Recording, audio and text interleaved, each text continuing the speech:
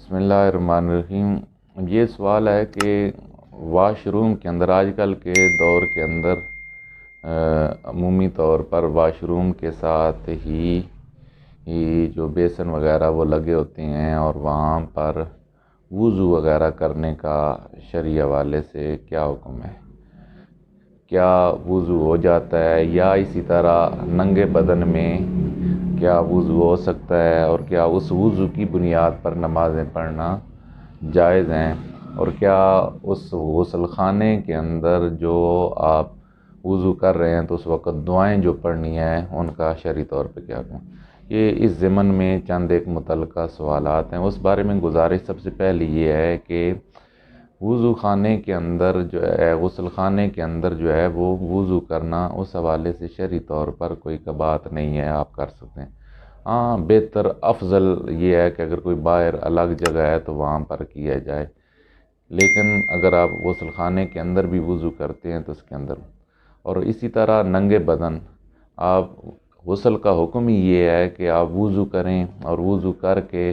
جو مسنون طریقہ وضو کا ہے اس کے بعد آپ غسل کریں۔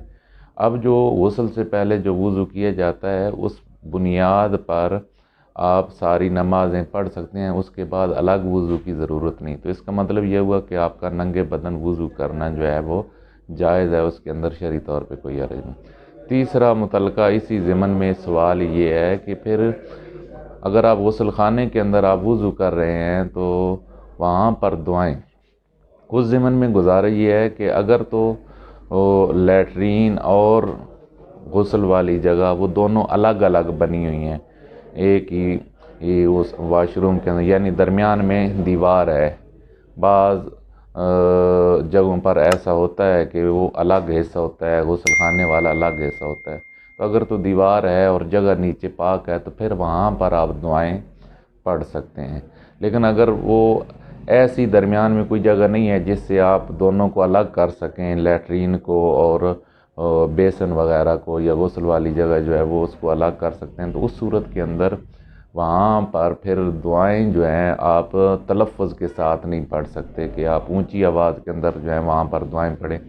بلکہ وہاں پر حکم پھر یہ ہوگا کہ وہاں پر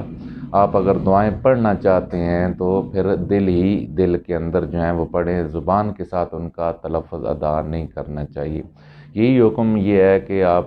اس غسل خانے کے اندر اگر آئینہ وغیرہ لگا ہوا ہے تو وہاں پر بھی آپ دعاؤں کا یہی حکم ہے کہ اگر تو وہ الگ ہے اور نیچے جگہ جو ہے وہ پاک ہے تو اس صورت کے اندر آپ وہاں پر دعائیں تلفظ کے ساتھ نیچی آواز میں پڑھ سکتے ہیں۔ لیکن اگر وہ لیٹرین کے ساتھ جو ہے وہ الگ نہیں ہے تو اس صورت میں آپ تلفظ ادا نہیں کریں گے، بلکہ دل کے اندر ہی جو ہے وہ دعائیں پڑھ سکتے ہیں۔